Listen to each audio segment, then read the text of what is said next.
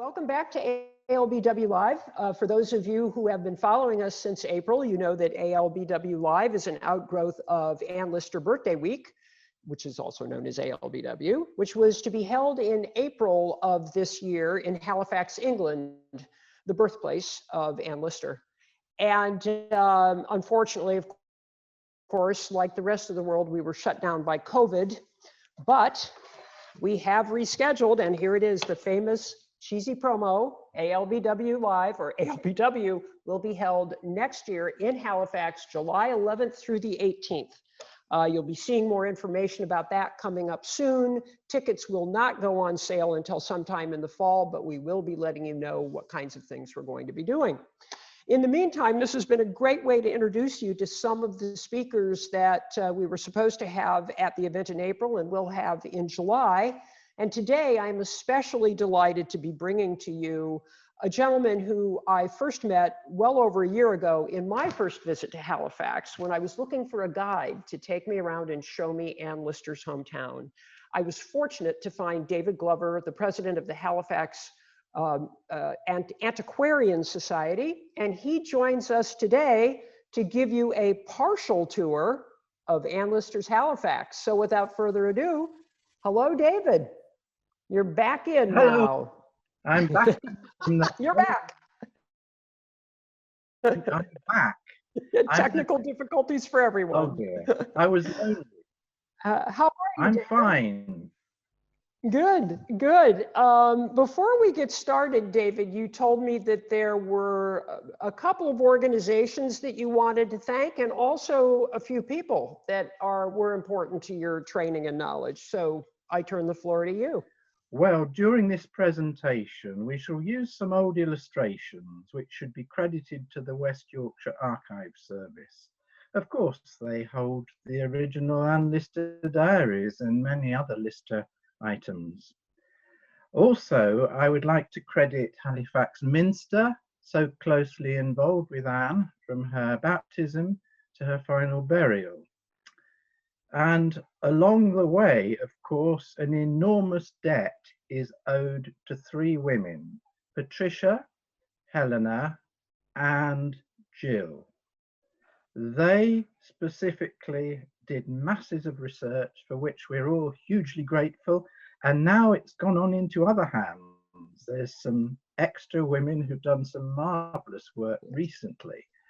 But what my point has been to try and plot the life of Ann Lister on the map of Halifax as it is today, also relate her life as it was connected with the interior of the Minster. For instance, if we consider that in Ann Lister's time, the streets looked very different. Nowadays, some of the buildings she knew, most of the buildings she knew have gone. And the addresses, the numbers of houses and so on have changed enormously. So it's a question of interpretation. So David, you mentioned the Minster, and I think that's a wonderful place to start this. We're only going to spend a minute on it right now because we are going to be coming back to the Minster at the end of our conversation to do a tour and to talk about some controversy there. So in the meantime, David, let's talk a little bit about the Minster and what it's meant to Halifax. Well, the Minster until 2009 was Halifax Parish Church of St. John the Baptist, the main church in the Halifax area. The earliest church we know of in this area on that site was probably built shortly after 1100, a small church, much smaller than that which is there today. This was replaced in the 1270s, and finally by the early 1400s, the building that we see today, the ground plan as seen today, was completed. David, you did show me a part of the wall within the Minster that actually dates all the way back to Norman times, doesn't it? There are sections of the structure which go back much further, which are incorporated. It's just amazing. But let's turn our gaze to Ann Lister, and she was baptized there, correct? That's right. She was baptized there on the 12th of September 1791. which we believe was even then over 400 years old, maybe even older. Wow. And it has a wonderful carved font, which is original, font cover, which is original and is most attractive. And right now, you're seeing two images of that font, one, of course, quite old, a lithograph, and the other as it is today. There are, the Listers had a long history going well before Anne Lister, as noted in the coat of arms on the ceiling, correct, David? Yes, that's right. At the other end of the church, the east end of the church, on the flat ceiling, if you stand and look up at the flat ceiling near the altar, you can see all these coats of arms of the families of Halifax, which were famous and well known in the 1690s. They have been repainted since, and one of these, which you should see an image of around now, is the coat of arms of the Listers. It's really wonderful. Now, where was Anne born, David, before she got baptized? Where in Halifax was she born? Well, we know, of course, she was born in April 1791. The parish registers of Halifax list her father as being Captain Jeremy of Lister of Halifax. That seems to mean that he was living at the time, and the family would have been living in the town, not at Shibden Hall or at any of the outlying parts of Halifax parish, which leads us on to the possibilities. There is one specific house which the Listers owned. At the time Anne was born, her father was in the army and serving in Ireland, so her mother had to be cared for somewhere. The one house in Halifax itself that we know of was a possibility for Anne's birth is Northgate House, which had passed into the Lister hands, I think, in the 1770s. Right. Now that house, for those of you who visit Halifax, as David has said, that house no longer exists. What's there in its place is a huge modern building that has, I think it's a Waterstones pub in it. But as you're walking through Halifax, that's what you'll be seeing. But Anne did a little remodeling to Northgate House at one point in a business venture. Tell us a little bit about that. Yes, in the mid-1830s, the house was no longer lived in by the Listers, and they decided, well, it was Anne really who decided to turn it into an hotel and create some additional buildings around it. And these involved creating a casino. Now, we all know what a casino is, I think, but if you think of a casino as we know it today, it's something connected with gambling. In Anne Lister's time, it was more like a public hall. So please don't think Anne Lister was founding somewhere to go gambling. Right. And of course, I just add, if I may, that Anne Walker had a lot to do with the laying of the foundation stone of that structure. Yes, there's an entry in Anne's diary about how proud she was of the little speech that Anne Walker gave. But they put a time capsule in the base of that new edition, didn't they? Indeed, they did. Yes, a bottle containing various items, and I think other things alongside it. And what is so terribly frustrating is that we know it was rediscovered when Northgate House and its accoutrements were demolished. That was in 1959. And the items were allegedly sent to the local museum. And I think there is proof that they were. However, a recent search has not turned them up at all, which is extremely disappointing. Yeah, well, you know, I think of the interview that I had with Jill Liddington, where she talked about going to talk to the head of the archive at that time, and mentioning something about a letter that Muriel Green had made mention of. And the head of the archives at that point got up out of his chair, went over and pulled it out of a completely different file. Everybody thought that it was lost. So, you know, that bottle may show up yet if we're lucky. So, so we have, there's the possibility that Anne was born at Northgate House, but we also have another image here of North Bridge House. Tell us a little bit about that, David. Yes, well, the Listers moved away from Halifax in 1793, shortly after the birth of Anne's brother Sam. And they went to live at a house called Skelfler near Market Wheaton, which is over in the East Riding of Yorkshire. And the family stayed there, apart from visits to Halifax, right the way through until 1806. So it was in 1806 that Anne came back. We'll be talking about her schooling in a moment.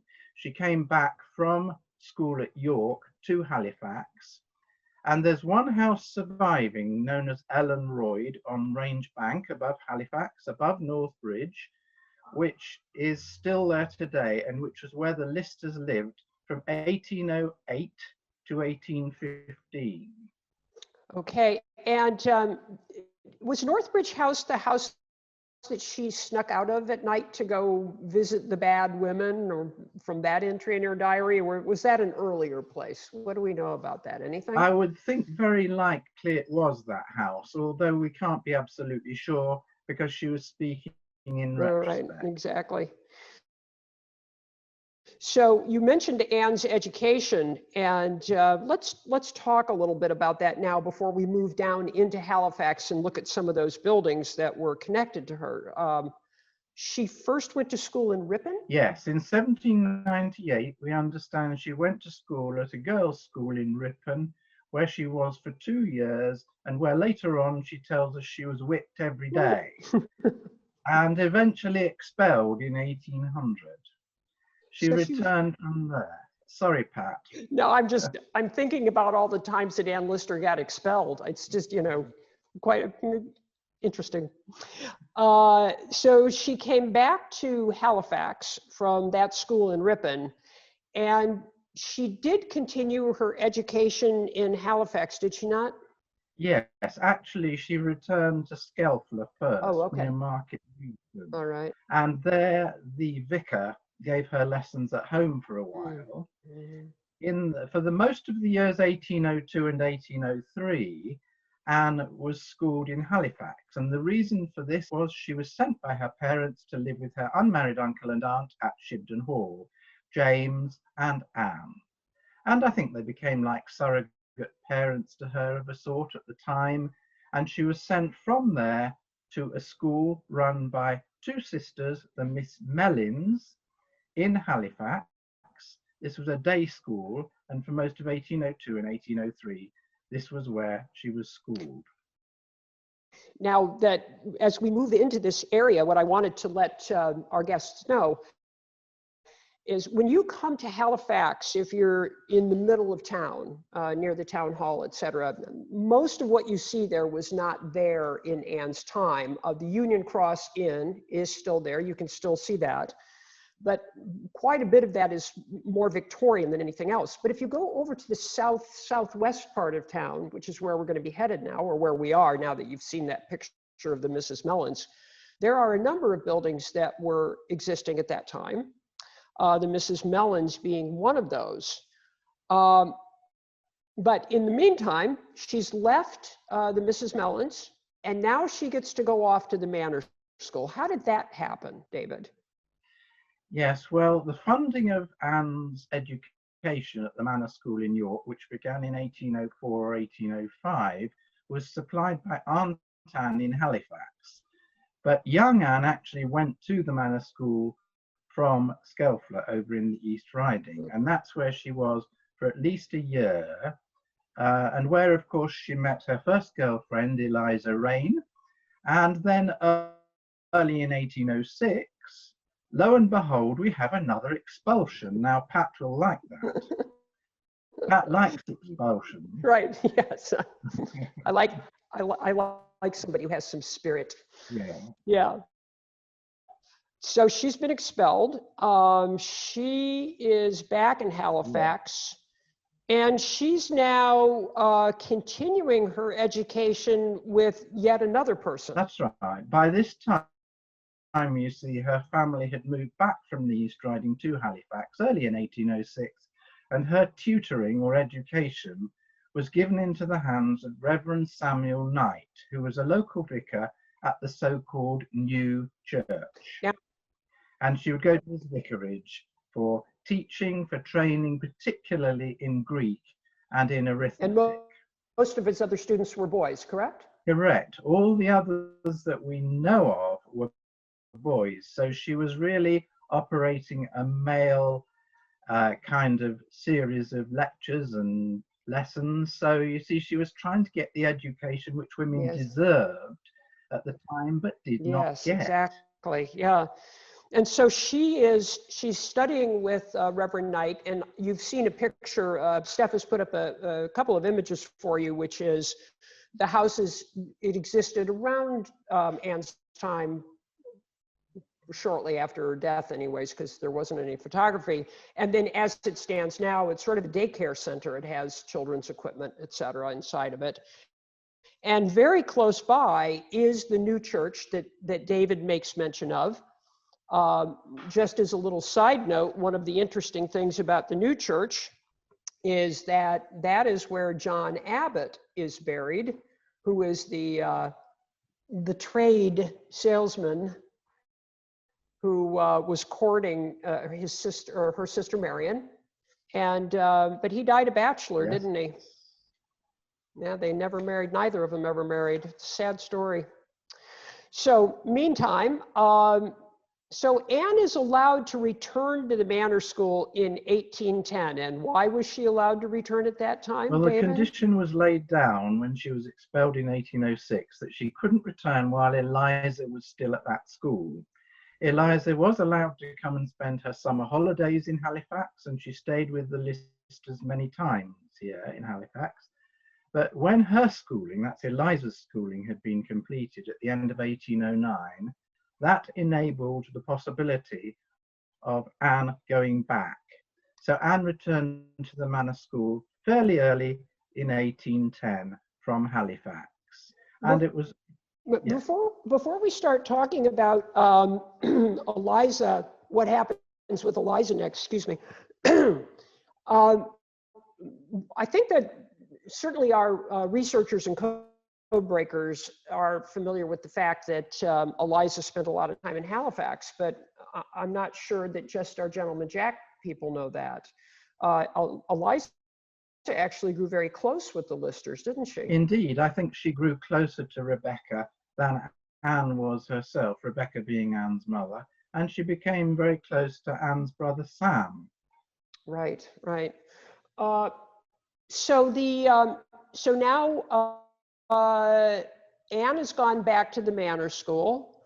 Eliza has come to Halifax to live. She stayed with the Mrs. Mellons for a bit, right? Yes, well, Eliza was unhappy where she was living, and Anne arranged for her to come and stay in the Miss Mellons school for a few months in 1810. So we have the strange arrangement that Anne was by now living at York. Anne was getting to know Isabella Norcliffe, Mariana Belcombe, and other young ladies. All this time, we have Eliza coming back to Halifax. It's rather strange, isn't it? It's almost like in reverse. Right. And she would visit the Listers regularly from where she lodged.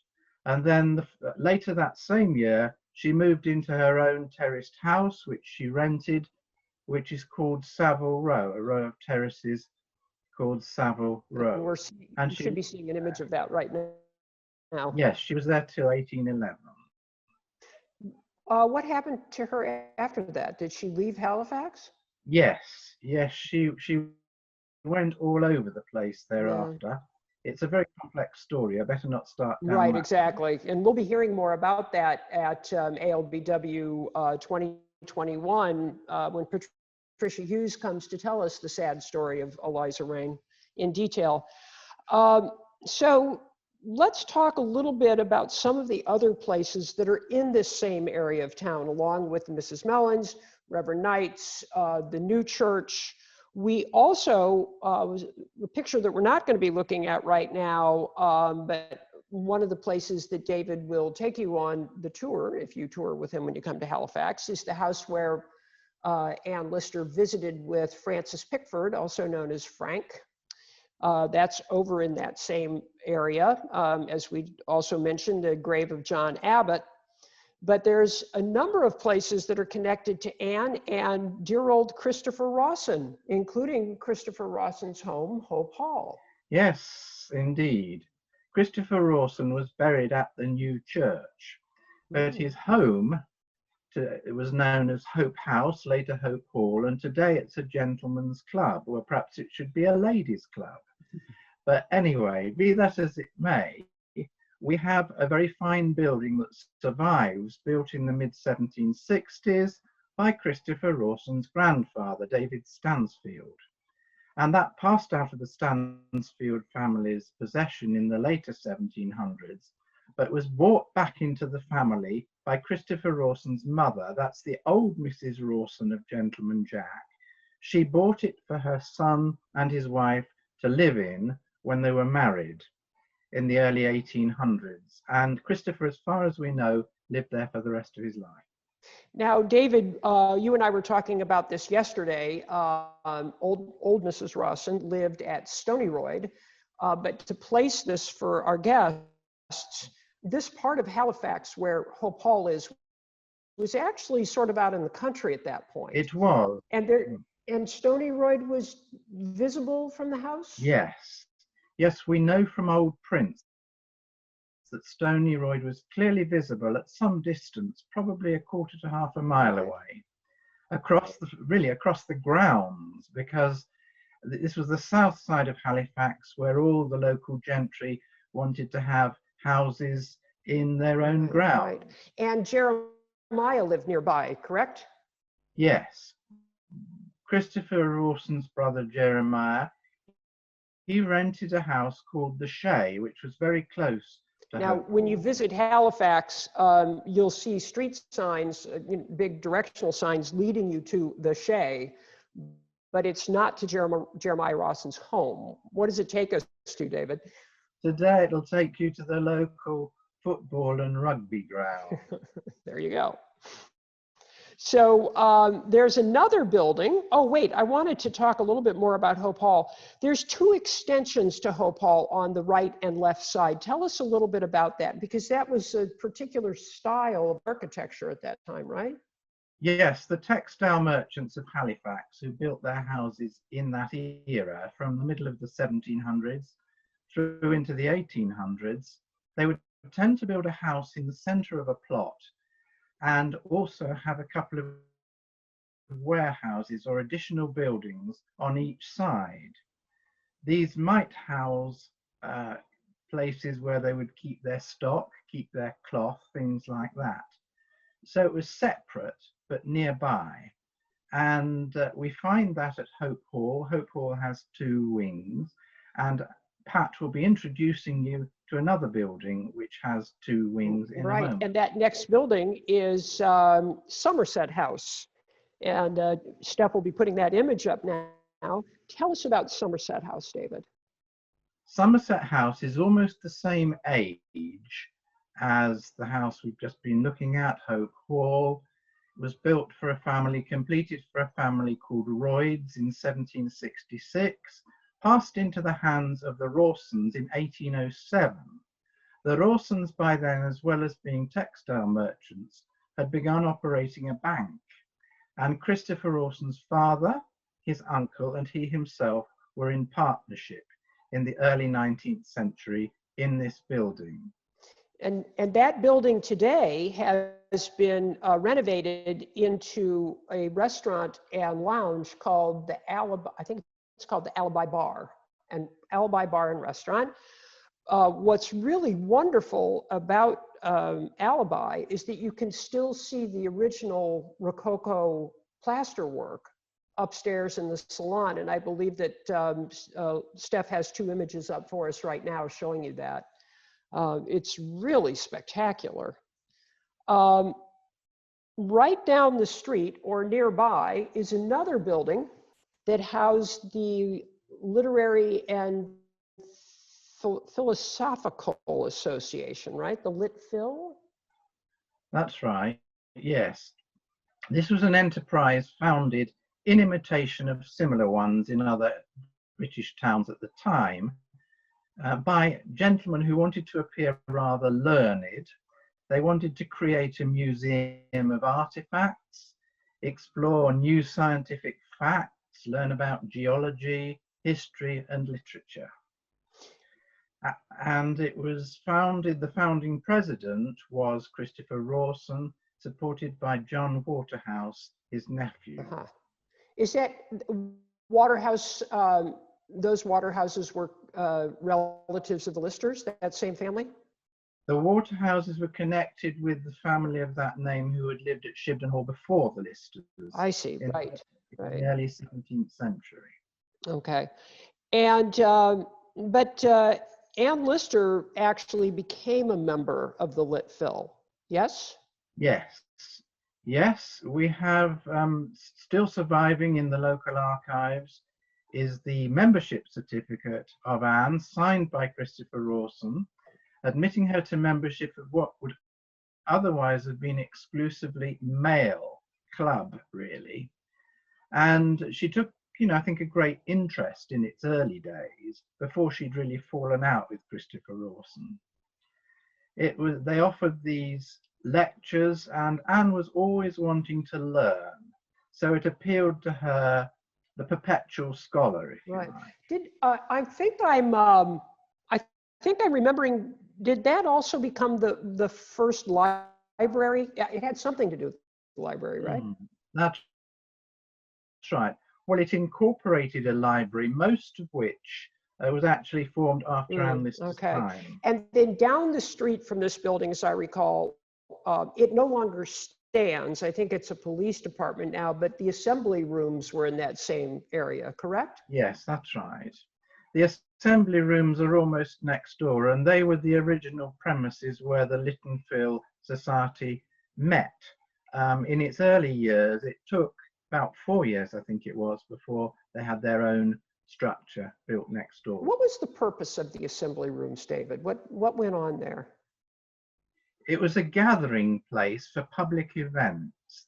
The idea was you didn't have a concert hall at that time, so all sorts of things like concerts and balls, and they had additional facilities. They had a library in that building too at an earlier stage.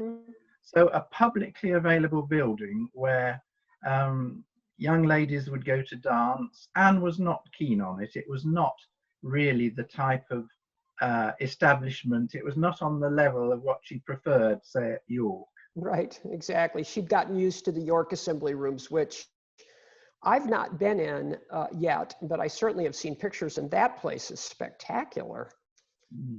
So, so again, this is in a certain section of Halifax. When you visit, if you choose to do a tour with David, you'll see a number of other places down there.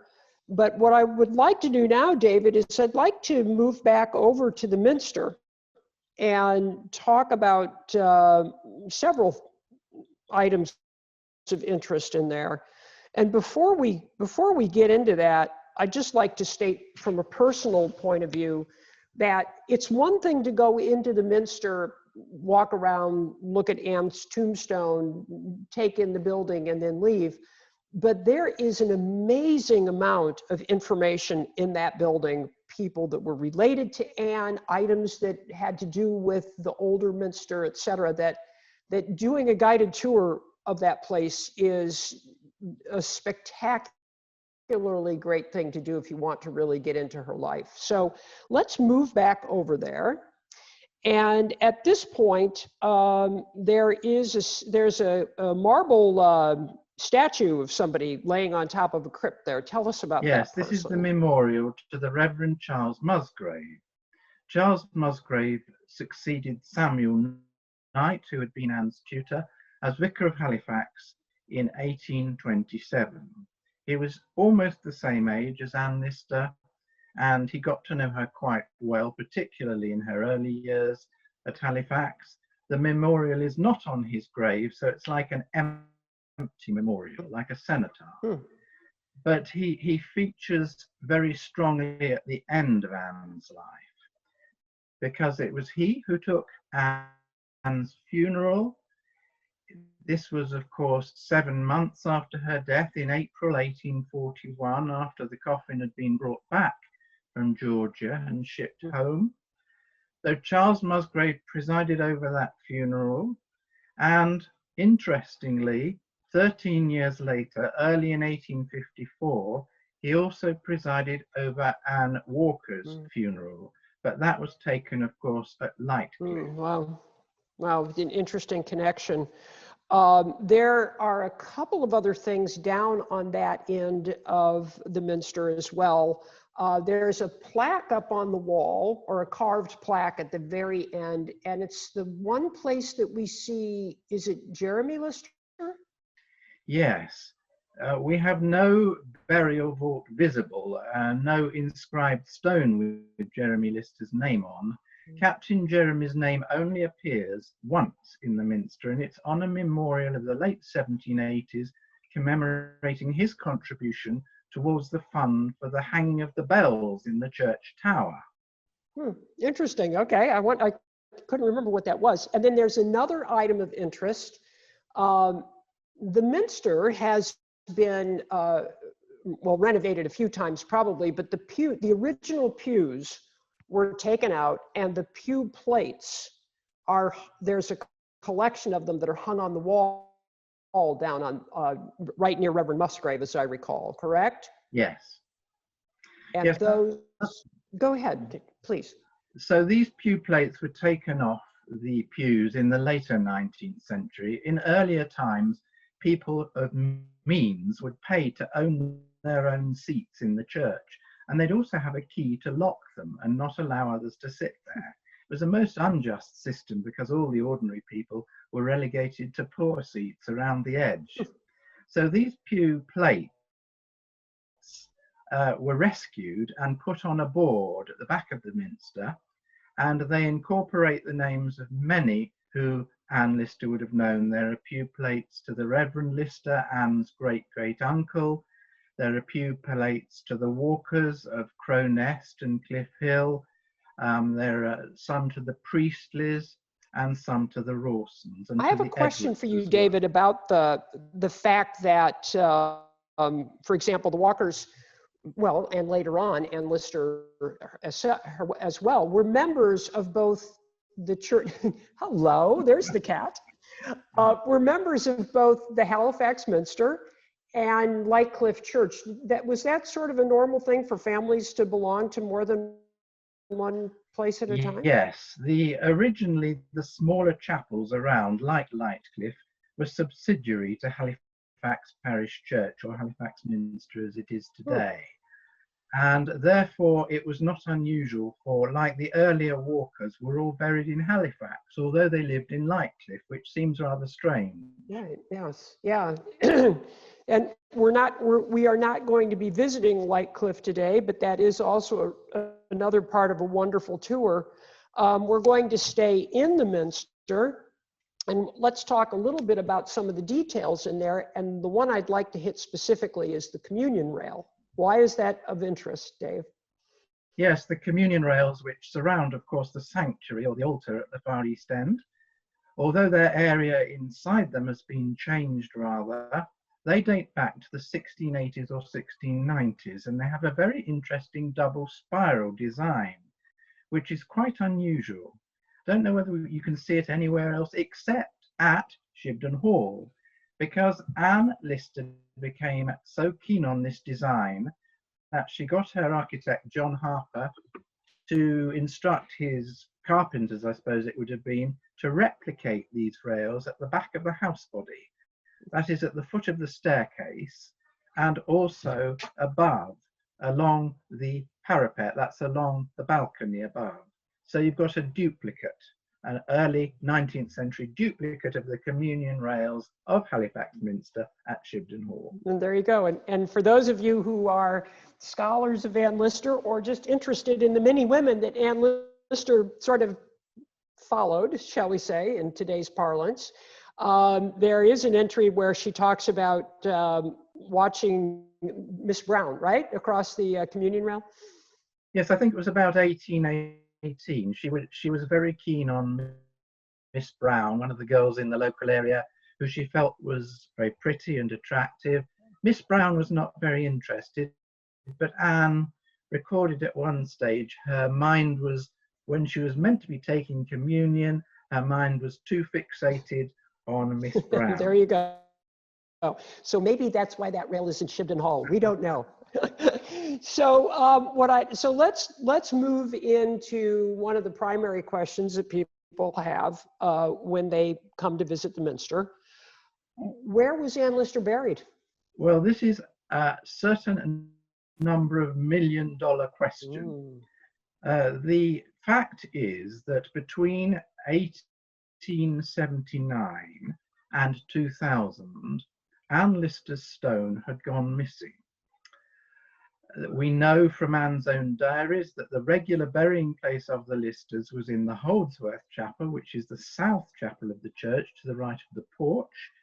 We know that the vault from the early 1800s, where her uncles and aunts and her father were later laid, was in a corner of that chapel. However, we do know from evidence from John Lister, who recorded the location of Anne's stone in the 1860s, that it was then in the north aisle towards the west, which is right the other side of the church and diametrically opposite. That was the location where this stone was uncovered many years later. To explain, between the time it went missing and the time it reappeared, a great renovation went on at the west end of the church. This involved, first of all, cutting into the floor, into the stones on the floor, and inserting heating pipes under the floor, and also putting grates or grills on top of these. And this involved a certain amount of destruction to stones which were in the way. And this may have been what happened to Anne Lister's stone at that time, because when it was rediscovered in March 2000, it was discovered in pieces and very incomplete, very badly damaged. And they found it as they were moving around some of the Victorian pews that were up on that end of the Minster, correct? That is correct. Kind of hidden by that. That's right. So the work which was done, 1878, 1879, they placed a wooden platform over an area at that end of the church, and it was underneath that, when that was taken out 20 years ago, that the pieces of stone were rediscovered. So even though it's broken and we don't know its whole story, we are at least thankful that for 20 years a lost stone has been reclaimed. Absolutely. Steph, I'm not sure if you have the graphic up still with the with Anne's tombstone, but we do have two images here.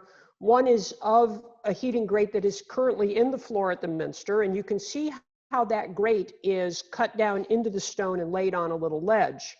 And if you would look at Anne's tombstone, you'll see that 90-degree cut that's at the top of the tombstone. And if you saw it in person, you'd see that there is a little ledge there. So there isn't any other reason that stone would have been cut in that way, except for a heating grate to be put upon it. So as David has said, there's a fair amount of controversy in terms of where she actually was buried. There's been some investigation over the last year. There are a number of different opinions that are floating around, but we still don't have any specific yes or no as to where she is. But if you come into the Minster, the place where it appears that she was probably buried is actually over where they sell coffee in the far end. As you walk into the Minster, it's in the far left corner. So it's, for all we know, that's where she is. So, David, we are, believe it or not, we are now ready to move into Q&A time. I don't know if there's anything else that you'd like to share before we do that, or we can just move right into questions. Well, time is of the essence, so I think we better hear the questions. All righty then. I did have a question earlier from Grace Anna. She wanted to know if anyone knows what happened to the Bible that Anne Walker gave Anne Lister. Yeah, now this is a problem. Although we have masses and masses of information about Anne Lister, about her home, about her family documents, her diaries, and her letters. As many will know, her library as such was disposed of a few years after her death, which is a great disappointment, because there are very, very few inscribed Anne Lister volumes which survive today. So I would have to say to Grace Anna, sorry, I don't know, but if she keeps looking and I keep looking, who knows what we might find. Right, exactly. And we had a brief conversation yesterday about the possibility that the library, when it went up for auction, we don't have any records, but it could have been sold as a lot of books to be placed on the bookshelves of one of the newer great houses that quite often included large libraries with lots of empty shelves. And it was not unusual for people to purchase entire lots of books to have something to fill their space. We have a question from Lydia. Are the bells currently on the Minster the same from Anne's time, or have they been changed? The bells were they've been rehung. They were rehung in the 1850s and I think recast then. But they contain, when I say recast, I think they contain the metal of the original bells. Oh, wow. And they were rehung again around about in the 1990s. Okay, so But some of them still have the original mottos on them, and there's a huge number of bells. do they ring those often? Yes, the bells are usually rung regularly before morning service on a Sunday at 10:30. Oh, wow. I would like to hear that. Okay, next question. Is the new church older or newer than Halifax Minster? Well, the new church was a new venture. It was completed in 1798 and it still exists, as you may have gathered. It's now a business premises. So it's a classical design rather than a Gothic design, but it's obviously going to be several hundred years newer than Halifax Minster. Right, and one of the interesting details about that, and something that connects right to David, as a matter of fact, is that there is no churchyard per se around the new church anymore. It's a parking lot. The tombstones were moved. Some of them are still surrounding the new church, but many of them were rescued and taken to the Lister Lane Cemetery that David is the I actually don't know exactly what your title would be for that, but we're talking across here. It was actually a slightly different church I'm talking about, but perhaps, okay. Yeah. I would just simply say, this will just amuse some of you to listen to, that when they cleared the churchyard there, I think it was in the 1980s, all the bones were removed and taken to the local cemetery and interned, where they were interned there. And amongst those bones would have been those of Christopher Rossen, which is spooky, amusing, sad, whatever way you look at it. But certainly interesting. Next question. Do you feel like the attention Halifax has received with Gentleman Jack's popularity has changed the local people's interest in Anne Lister? I certainly feel that the local government are doing all they can to support the Anne Lister industry. However, I would like to think that there was a bit more interest from local people than there in fact is, because most of the interest and inquiries seem to come to me from outside Halifax, and indeed from your side of the pond. Well, interesting. I think that what I'd like to add a little something to that. Unfortunately, as we spoke earlier, many of the events surrounding Anne Lister's birthday in 2020 were canceled because of the COVID pandemic. And I would certainly like to give props to the cultural folks in Halifax. They had a huge schedule of events that focused on Anne's birthday that were happening kind of around our event. And I do know that they're going to be planning those again. they've really done a really nice job of following in on Anne and trying to let people know more about her. So we'll be hearing more about that as we move hopefully into, well, I do think that they're planning something for the death date, but again, we don't know what the pandemic will bring us. So, okay. Another question, what is known about Anne's mother, Rebecca? What happened to her? Well, she came from the East Riding, which is probably why Jeremy went back to live over there, because I'm not sure Rebecca was too happy in Halifax. So she came from over there. She was half Jeremy's age when they were married in 1788, and they had quite a large family, of course. At the end of the time they were living in Halifax, they moved from Halifax in 1815, which was at the time that Anne moved into Shibden Hall. They moved back to the East Riding to Skelfler, and it was there 2 years later, in November 1817, that Rebecca died. Sad, very sad. Okay, hold on for 1 second. I want to move one up here because it sort of relates to this. Back to the Minster. Do you know any plans to repair Anne's stone? I've certainly heard of suggestions of such. I do know that there is a plan in time, and I don't know when, to have a new memorial to Anne, a new stone memorial cut by a first-class stonemason. But I cannot say more than that. Okay, here's a question. Are you aware of Mariana Belcombe playing the organ in the Minster as she did elsewhere per Anne? I haven't read any extracts that indicate that she did. However, we do have an extract that proves she did receive communion alongside Anne at those altar rails. It was in 1826, I think.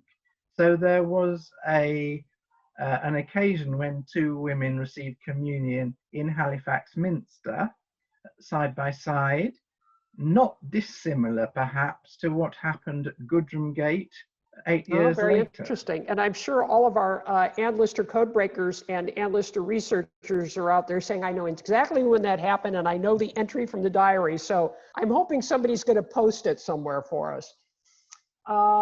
Let's see. This is from Jan Simmons. David, what is your favorite Anne Lister story? Well, there's quite a few that amuse me. Let me tell you one. In Anne Lister's time, Northbridge, near which the Listers lived when she was a girl, was a different structure. It was a stone structure, and it was sort of slightly concave in the middle. So it was like that. And when it rained on the hills around Halifax, the water would trickle down into the bridge and form a pool at the bottom of the bridge, which people didn't like to walk through to get into town. But so what did Anne Lister do as a girl or a young woman? She plucked up courage and she walked along the parapet into town.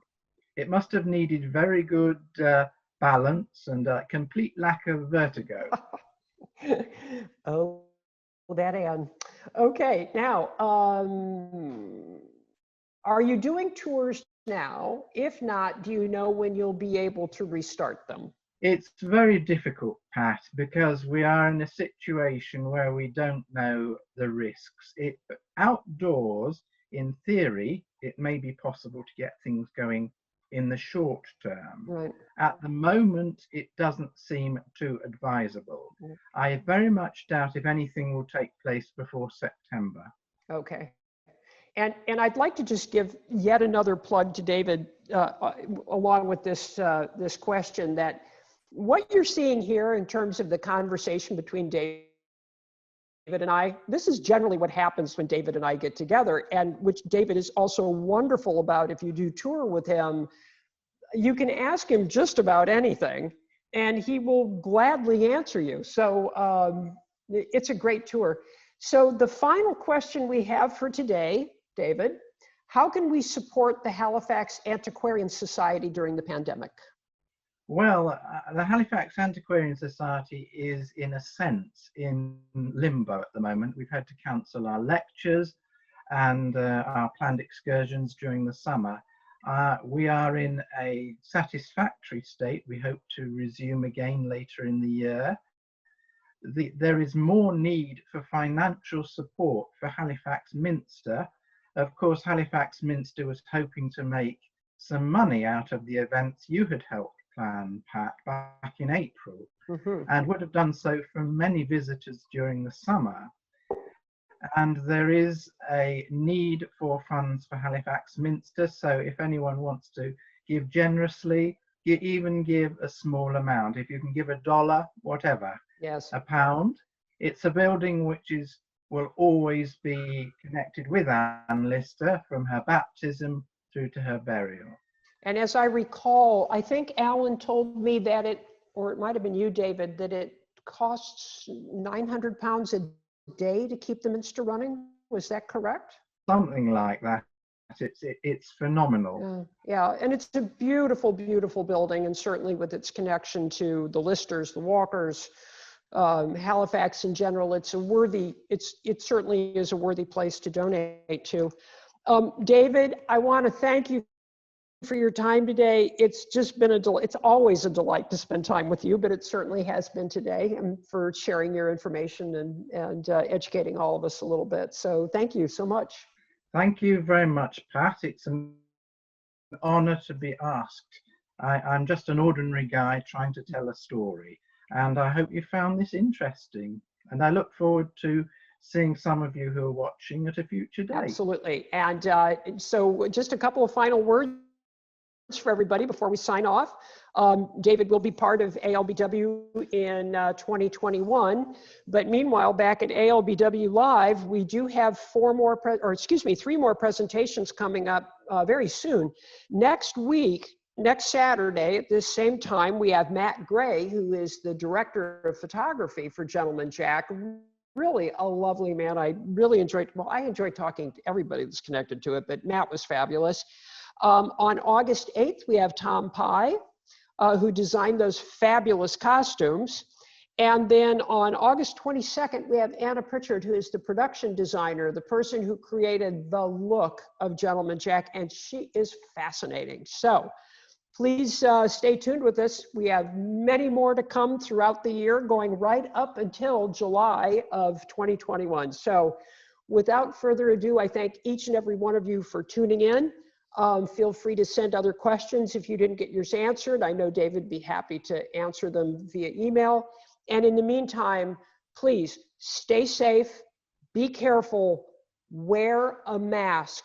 You're not just taking care of you, you're taking care of the entire community. So, see you soon. Bye.